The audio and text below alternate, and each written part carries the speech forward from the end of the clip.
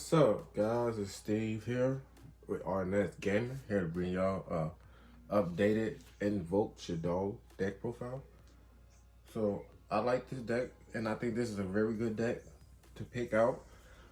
So right after the Banlist hit, I don't think this deck will get hit too hard. But I'm not saying like the Invoked Shaddoll precise. I'm just saying any variant of Shaddoll will be good after the Banlist. So think about picking up the cards. So let's get into the profile. They may hit Invoke, so that's why I said don't maybe not to Invoke. So if they hit Meltdown to 1, then I think it'll be pretty dead. We start off with the first monster, which is Alistair Invoker. Most people already know what this card does. If you been playing Yu-Gi-Oh already, if you're new to Yu-Gi-Oh or coming back and don't know what this card does, essentially this is your fusion engine. He's the card that says normal summon, search the fusion spell. And the fusion spell, after you fusion summon while it's engraved, he's banished himself to make his own fusion monsters. So you would shuffle back the fusion spell back into the deck to add him from the banished area back to your hand. So you could normal summon the next turn to search it all over again. So, and he's a dark spellcaster, so he have really good synergy with the Shaddolls.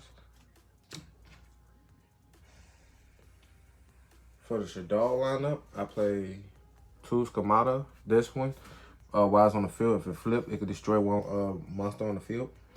When it's sent to the grave, it can send any Shaddoll card from the deck to the grave. This is the main Shaddoll monster you use because you use it to get your Shaddoll spell and traps to grave.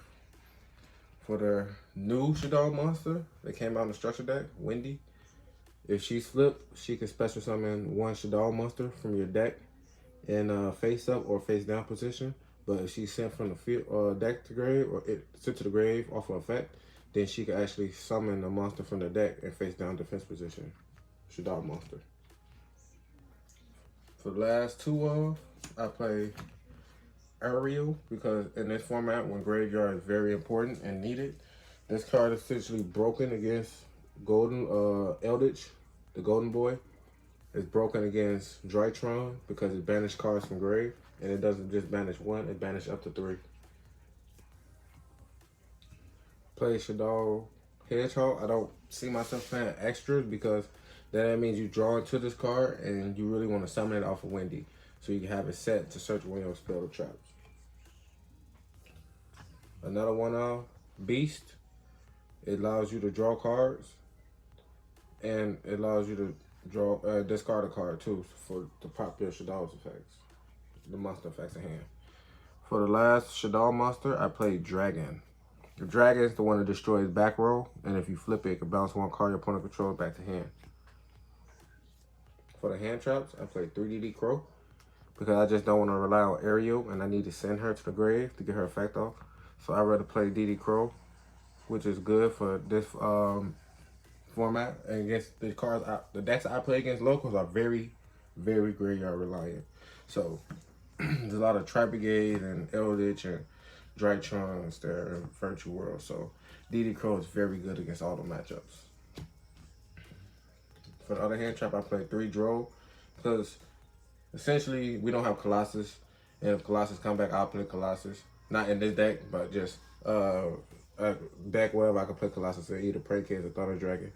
But to me, this is the best alternative to stop your opponent from out-resourcing you. For the last hand trap that we play at 3 is Gamma, because Gamma in this deck is pretty good because Ash hurts you. Hand traps really do hurt this deck a little bit more, but the deck can literally play through a lot of interactions, even hand traps. So that's why with Gamma you just plus even harder. Get yourself 2 extra monsters for your opponent trying to stop your plays.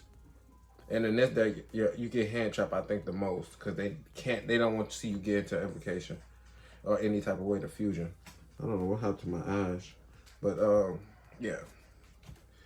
Play 2 Ash for the last hand trap because it's generic. It's against any roll matchup, and it hits pretty much any card no matter. The card I think that's gonna get hit on the ban list because this card is pretty much says your opponent cannot respond as you fusion summon, and your fusion summon It's the lifeblood of your deck, and this card guarantees that your fusion summons go through all the time in your chain links for your fusion, your Shaddoll monsters. 3 invocations, because essentially I like opening up at least 1 invocation. And if you have 2 invocations, that's even better, because you can actually make Winda and Kaliga in the same time. And 1 special summon with 1 monster effect per turn is pretty broken. I still play 3 Shaddoll fusions because the hand traps I play are very devastating, and I'm pretty sure my opponent will not probably end up with their complete board, which makes they end with probably a suboptimal board, and which makes this card even more broken because you get fusion from the deck. And you don't necessarily need to search it. You can always pitch it and not add it back just to search El Shaddoll fusion. For the last spell, fusion spell that I play at 3, I do play a lot of fusion spells because you have to fusion something in that deck. And Super Poly is the best fusion spell in this format because you could just take a Zeus to make construct. I don't know how I just forgot that fast. To make a construct, or you could take a Dragoon to make a Winda. So it's pretty good. I'm thinking about playing the trap, just because that trap, the Shaddoll core trap, becomes any Shaddoll attribute. It's a Shaddoll monster, so you could just set, and summon the trap. Then you just Super Poly with the trap. And then when the trap hits the grave, it add back 1 of your other cards. So I'm thinking about putting Shaddoll core in here, but I do not play it. For the last, I play 2 El Shaddoll fusions because I play Super Poly instead, and I think Super Poly is more broken than El Shaddoll fusion. And El Shaddoll fusion requires setup, while Super Poly only requires 1 monster with the Super Poly in your opponent's monster, which is essentially better. Foolish Burial at 1, proc any of your Shaddoll's effect. This card is very good in this deck because this card essentially becomes any type of utility that you need to either special summon, search a monster, or draw a card, anything you want to do. Pop back row. And for the last of the Shaddoll cards, which is the traps, it's 1 Schism and 1 Reincarnation. I wouldn't play more of this. I wanted to play more of this card because I really love this card. Like when I use the banish effect, just learn not to use the banish effect. It's not good to shotgun the banish effect. You want to keep this card to keep bringing back your fusion monster. And then once you get the play, where you think the play is more optimal to banish the card for a play, if you know only when you know you're going to end the game. So if you're not in the game, don't banish it. For the extra, I play Borisword because it helps in games. Alistair because it helps you continue to dig for fusions. Cross Sheet because it helps bring monsters from grave when you fusion summon, and it helps you go into Alistair and Invoker the Madness easier because it's a Earth Beast, which is a different type of attribute from all your monsters in the main. Play Artemis because this any Shaddoll monster or Alistair becomes a light monster. 1 Gravity Controller to proc any of your Shaddolls when you summon into the extra monster zone if you need to get a card back like Schism or something. Invoke Kaliga because it says 1 monster effect per turn, which is pretty busted.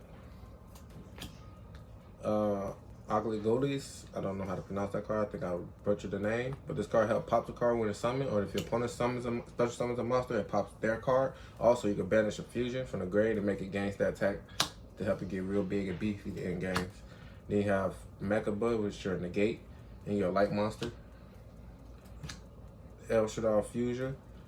I said El Shaddoll Fusion. El Shaddoll Winda, because it stops your opponent from special summon, and you play 2 of these.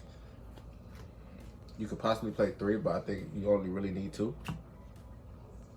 Play 2 Apollons, because essentially you do play 4 Shaddoll monsters. That's different attributes, so it makes it easier. It's easier to go into. Also, it negates once it hit the field. It negates any face-up card. It also can search any Shaddoll card from your deck and make you discard any card from your hand. Allow you to discard any card from the hand. So, and it can be destroyed by battles. So, there's just so many great effects in one card, especially for the Shaddoll. And for the main monster, you play 3 Construct. I used to have an OT, but I sold it before I think the structure deck came out. So, or the announcement of the structure deck. I would love these to be OTs. But that's it for the deck profile. The side, I don't really have a side right now for it because the side is either taken out into my virtual deck. So you see the side from there, you can probably use the same cards from there. It really don't matter. Triple tags, Forbidden Droplets, Nibiru, other hand traps, Lancia. But that's it for deck profile. Y'all have a blessed day and stay safe.